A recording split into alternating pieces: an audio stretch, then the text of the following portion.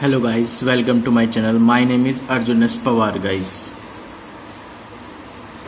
तो गाइस आज हम लोग डिस्कस करने वाले हैं कुछ some useful results on irrational numbers. जो आज का हमारा लेक्चर नंबर 7 है, उसमें हम लोग क्या समझने वाले हैं कि some useful results on irrational number, यानी हमें इरेशनल नंबर्स पर कुछ यूजफुल रिजल्ट्स देखने हैं। वो क्या रिजल्ट्स हैं गाइस, आइए समझते हैं। सबसे पहले लिखा हुआ है negative of N irrational number is an irrational numbers, कि आप ये कहना चाह रहे हैं यदि आप किसी भी इरेशनल नंबर्स का नेगेटिव करते हैं तो इज एन इरेशनल नंबर आता है। जैसे √2 - √3 तो आपको इरेशनल नंबर ही मिलेगा। ठीक है। The sum of a rational number, उसने कहा कि यदि आप किसी रेशनल नंबर का सम करना चाह रहे हैं, सम करना चाह रहे हैं किसके साथ, sum of an rational number and an irrational number is an irrational number. वो कह रहा है कि रेशनल और इरेशनल का सम, जैसे एक 2 लिख दिया, एक √2 लिख दिया, दोनों का आप सम करना चाह रहे हैं तो उन दोनों का सम क्या आएगा, इरेशनल नंबर आएगा। इसी तरह से वो कह रहा है कि product of a non zero rational number and an irrational number is an irrational number. उसने कहा यदि आप किसी रेशनल और इरेशनल की क्या करना चाह रहे हैं, प्रोडक्ट, यानी आप क्या करना चाह रहे हैं, रेशनल और इरेशनल नंबर की प्रोडक्ट, वो भी क्या आएगी, इरेशनल नंबर। उसका अब वो कह रहा है कि सम कर लो, चाहे डिफरेंस कर लो, चाहे प्रोडक्ट कर लो, चाहे डिवाइड कर लो, क्वोशिएंट कर लो, किन्हीं भी 2 इरेशनल नंबर्स के साथ, तो need not be an irrational, जरूरी नहीं है कि वे इरेशनल ही आए, यानी वे रेशनल भी आ सकती हैं, बट किसके साथ, 2 इरेशनल नंबर्स की। जरूरी नहीं कहा है उसने इस चीज के लिए कि need not to be an irrational number, जरूरी नहीं है कि वो क्या है, इरेशनल नंबर है। बट आपको ध्यान रखना है कि मैं आपको क्या समझाने की कोशिश कर रहा हूँ गाइस। मैंने आपसे ये डिस्कस किया है कि जब भी आप किसी इरेशनल नंबर के साथ प्रोडक्ट करते हो, जैसे 2 × √2, एक है रेशनल और एक है इरेशनल, तब भी क्या आएगा, इरेशनल आएगा। मैंने आपसे कहा इसमें डिवाइड भी करोगे, जैसे 2 √2 अपॉन 2, तब भी क्या आएगा, इरेशनल आएगा। मैंने लिखा है यहाँ पे कुछ भी, मतलब एग्जाम्पल भी यहाँ पे, क्योंकि एक रेशनल लिखना है, एक इरेशनल लिखना है। 2 लिया, फिर मैंने √2 लिया, इन दोनों का सम भी किया, तब भी क्या आएगा, इरेशनल आएगा।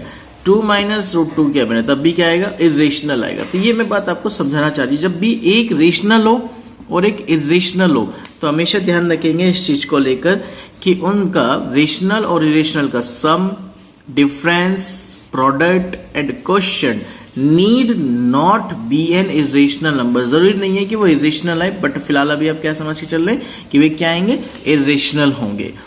अब इरेशनल नंबर्स कैसे फाइंड आउट करते हैं, सबसे इंपॉर्टेंट पॉइंट है गाइस, ये समझेंगे इस बात को कि हमें इरेशनल नंबर कैसे फाइंड आउट करने होते हैं। देखिए अभी तक तो हमने रेशनल नंबर्स को फाइंड आउट करना सीखा था, अब इरेशनल नंबर्स को कैसे फाइंड करेंगे। Find 2 irrational numbers between this and this. उसने कहा भाई ये 2 नंबर्स हैं, इन 2 नंबर के बिटवीन आपको 2 इरेशनल नंबर्स बताने। बहुत सिंपल मेथड है, बहुत ही सिंपल, समझेंगे इस बात को।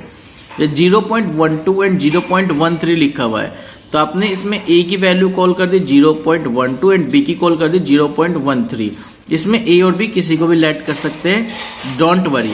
अब आपको करना क्या है, समझिए, इरेशनल नंबर बताना बहुत ही ईजी होता है। कैसे, इसके लिए कोई प्रोसीजर, कोई मेथड याद नहीं करना है, इसमें सिंपल सी बात है, समझो। 0.12 0.13 के बिटवीन 2 नंबर बताने हैं, ध्यान दीजिए। इन दोनों के बिटवीन नंबर बताने के लिए क्या करेंगे, देखिए ये 1 दोनों सेम है, ये 2 है, ये 3 है, तो 2 और 3 के बीच में तो बहुत सारे नंबर आ सकते हैं। कैसे, समझो। 0.12 लिखा था यहाँ पे, अब 1 2 के बाद में 3 पे जाना है, क्योंकि 3 का नाम है 30। यहाँ पे 1 3 का, भाई यहाँ पे 1 2 छोड़ दिया और यहाँ पे 1 3 छोड़ दिया, मतलब 3 का मतलब आगे नंबर्स क्या हो गए, 0 हो गए, नहीं सेकंड जा सकते। तो इसका मतलब यदि मैं इस तरह से रीड करूं, ये 120 और ये 130, तो 120 130 के बीच में तो इनफाइनाइट नंबर्स में बिलोंग करा सकता हूं, ठीक है ना। तो ध्यान रखेंगे कि 2 रेशनल नंबर्स के बिटवीन इनफाइनाइट रेशनल नंबर्स भी होते हैं। इस तरह से आपको क्या करना है, इन 2 नंबर्स के between irrational numbers find out करने हैं। क्या फाइंड आउट करने हैं, इरेशनल नंबर्स। तो देखो गाइस कैसे करते हैं, ध्यान से समझना। अभी मैंने आपको बताया था ये 120 हो गया, ये 130 आ गया, एक फॉर एग्जांपल, जिससे कि आपको मैनेज करने में थोड़ी सी प्रॉब्लम ना हो, ठीक है ना। तो अब ये ध्यान दीजिए, इसे मैंने 120 ये 130 है, तो मैं कैसे ऐसे लिख सकता हूँ, देखो समझो। आपको क्या करना है, प्रोसेस को ध्यान रखना। 1 2 0 लिखा, 1 0 लिखा, फिर 1 लिखा, फिर 00 लिखी, फिर 1 लिखी, फिर 000 यूज किया, फिर 1 लिखा और फिर 4th 0 यूज किया। And so on. बस ये इसका एक नंबर हो गया, ठीक है। उसके बाद नेक्स्ट वाले में 0 पॉइंट, ये 120 लिख दिया आपने क्योंकि 120 हो गया। अब मैं क्या करने वाला हूं, इस 0 की जगह यहां 1 लिख दूंगा, ठीक है। 0 की जगह 1 आ गया क्योंकि 121 आ सकता है।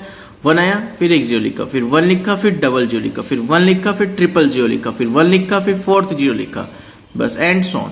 बहुत सारे नंबर्स बन सकते हैं, जरूरी नहीं है कि यही नंबर आपको आंसर में मिले, बहुत सारे नंबर्स हैं। तो क्योंकि सबके अलग अलग पैटर्न है, मुझे तो इनफाइनाइट सॉल्यूशन पता है इसके लिखने के, लेकिन आपको जब भी 2 नंबर के between infinite numbers find out करने होते हैं तो बस आपको चैन पकड़नी है उसकी कि आपको कैसे फाइंड करने होते हैं। बस नंबर फाइंड करने का तरीका सबसे बेहतर यही होता है कि आपको कुछ नहीं सोचना है। जैसे मैंने आपसे पूछा, समझ जाओ मेरी बात को, आपसे मैं एग्जांपल में पूछा कि बताओ भाई 0.17 एंड 0.19 इनके बिटवीन मुझे नंबर्स बताओ क्या होंगे, इरेशनल नंबर्स। कुछ नहीं करना, यहाँ पे रोक दिया मैंने, यानी 70 हो गया, ये 190, तो 170 और 190 बिटवीन इनफाइनाइट नंबर्स लिखे जा सकते हैं। पर लिखने का पैटर्न क्या होगा समझिए, मैं क्या इस पॉइंट को कैसे लिख दूं, 0.17, एक 0 लिखा पहले, फिर 1 लिखा, फिर डबल 0 यूज किया, फिर 1 लिखा, फिर ट्रिपल 0 यूज किया, फिर 1 लिखा, फिर 4 0 यूज किया और एंड सो ऑन, ठीक है। एक नंबर ही हो गया। फिर ये था 170 बन गया था यहाँ पर, है ना।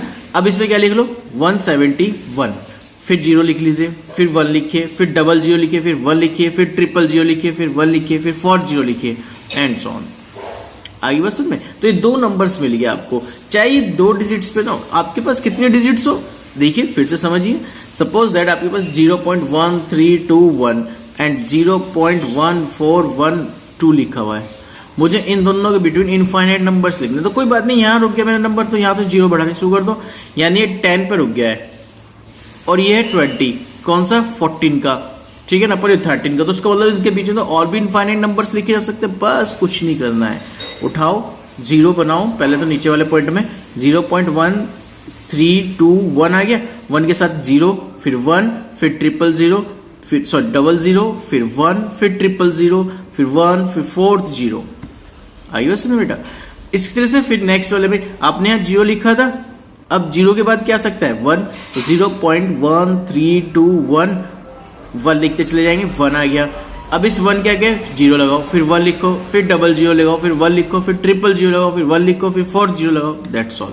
ये एक पैटर्न है, सिस्टम है, मतलब एक तरह का मैंने जो आपको समझाया, इसे आप किसी भी तरीके से कर सकते हैं, डोंट वरी। सभी राइटर्स का अलग अलग बोलने का तरीका है, तो मैंने जो उसमें इजी है वो मैंने आपको बताया कि जब भी आपको इरेशनल, ध्यान रखना, इरेशनल नंबर फाइंड आउट करना होता है, 0 लगाओ, 1 लिखो, डबल 0 लिखो, 1 लिखो, ट्रिपल 0 यूज करो, फिर 1 लिखो, फिर 4 0 यूज कर लो।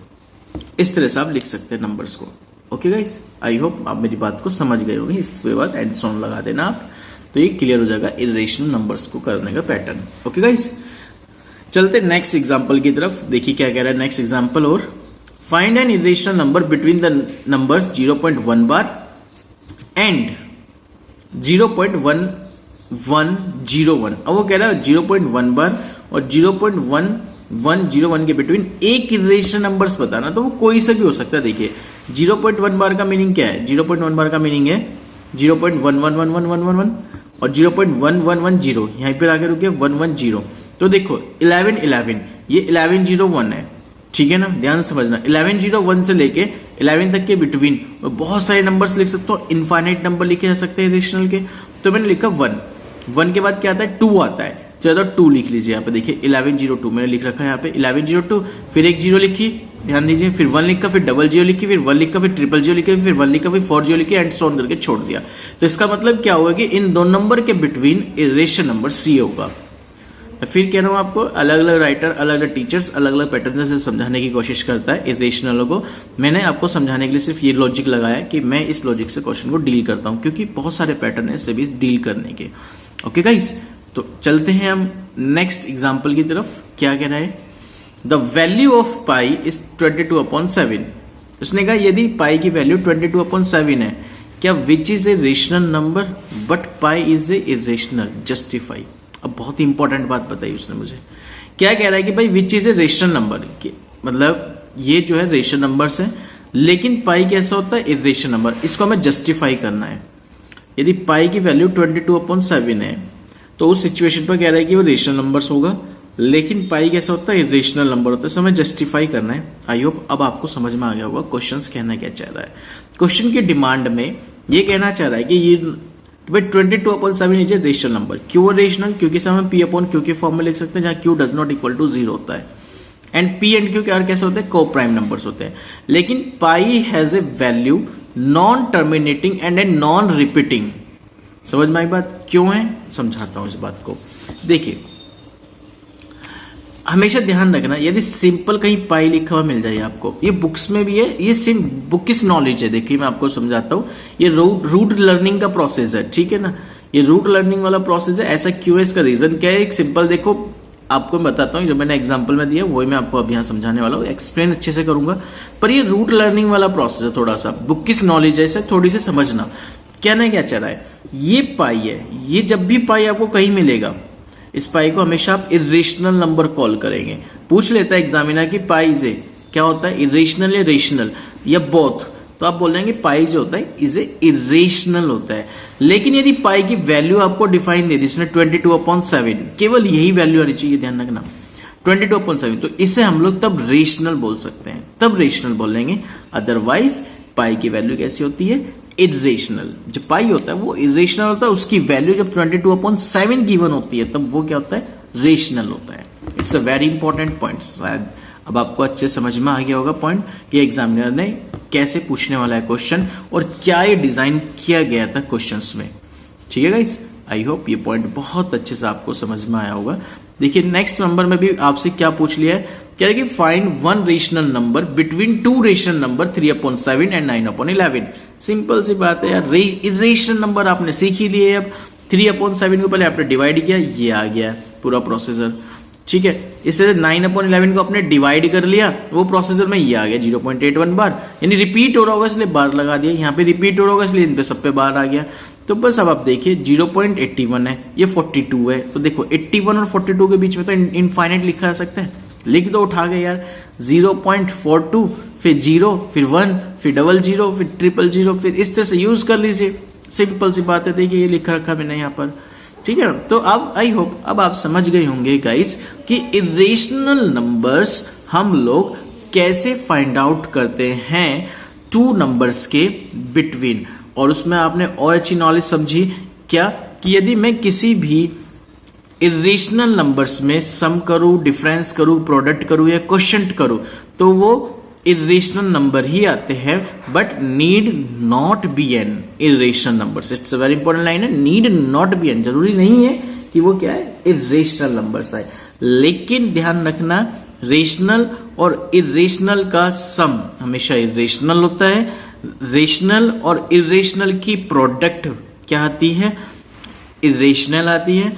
ये इस पॉइंट पर डिस्कस करना चाह रहा है जब हमारे पास दोनों के दोनों क्या हो, टू इरेशनल नंबर्स हो। ये ध्यान रखेंगे, रेशनल इरेशनल पे नहीं कह रहा इस पॉइंट को, क्या कह रहा है, जब दो इरेशनल नंबर्स हो तब उस केस में कह रहा है कि भाई दो इरेशनलों के आपस में प्रोडक्ट, दो इरेशनलों का आपस का सम, दो इरेशनलों के आपस में डिफरेंस, दो इरेशनल नंबरों की आपस में डिवाइड, उस केस में समझाने की बात कर रहा है, दो इरेशनल नंबरों की। ध्यान रखना इस चीज का गाइस, ओके ना। तो ये पॉइंट्स था जो हमारा आज का लेक्चर था, जिसमें हम लोगों ने ये फाइंड आउट करना सीखा कि हम लोग इरेशनल नंबर्स को कैसे फाइंड आउट करते हैं गाइस। आई होप गाइस ये पॉइंट बहुत अच्छे से आपको अच्छे समझ में आया होगा। आज के लिए इतना ही गाइस, कल हम लेक्चर नंबर 8 के बारे में डिस्कस करेंगे, जिसमें हम लोग आपको स्क्वायर रूट पैटर्न समझाएंगे, ज्योमेट्रिकली कैसे रिप्रेजेंट किया जाता है, और सीखेंगे नंबर लाइंस पर ग्लास की हेल्प से कैसे नंबरों को रिप्रेजेंट किया जाता है। ये कल का हमारा डिस्कशन रहेगा 2 टॉपिक का, ठीक है, क्योंकि लेक्चर नंबर 8 में 2 टॉपिक है गाइस। टोटल 11 लेक्चर्स हैं, 7 लेक्चर्स हम लोग आज कवर कर चुके हैं, केवल 4 लेक्चर्स रह गए, यानी 4 क्लास आपकी रह गई है इस चैप्टर की। आराम से कीजिए, पर चीज़ों को बहुत बेहतर तरीके से समझिए इस चैप्टर्स की। फर्स्ट एंड सेकंड चैप्टर काफ़ी इंपॉर्टेंट होते हैं, जिसको आपको इजी मेथड में समझना ज़रूरी है, आराम से समझना जरूरी है, क्योंकि वो बेसिक है आपके दोनों चैप्टर्स इस 9th क्लास के, तो इसलिए it's a very important topics. Okay guys, तो आज के लिए इतना ही। कोई भी डाउट्स है तो आप मुझे कमेंट बॉक्स में कमेंट कर सकते हैं। Thank you so much guys, thank you.